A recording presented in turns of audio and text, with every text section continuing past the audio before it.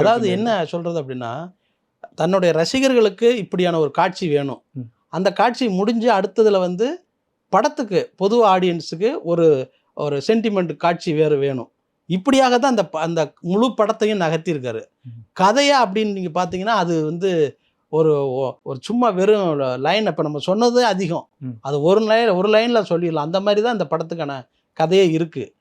அந்த கதைக்குள்ள ரசிகர்களுக்கு எவ்வளோ தூரத்துக்கு என்டர்டெயின் பண்ணணும்.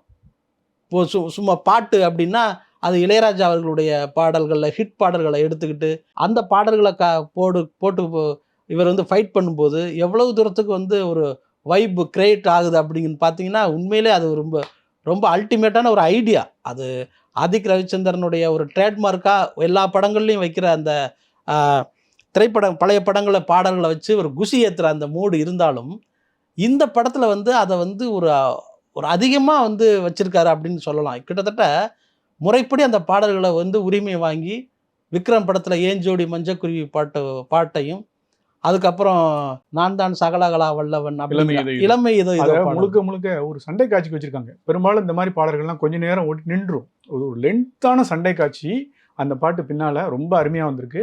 இன்னொன்று வந்து வில்லனுக்கு கூட ஒரு ஓப்பனிங் ஸ்டார்ஜ் வச்சிருக்காங்க. ஒத்தொருவா தாரன் 19 தாரன் கஸ்தூர் ராஜாவுடைய நாட்டுப்புற பாட்டில் உள்ளது.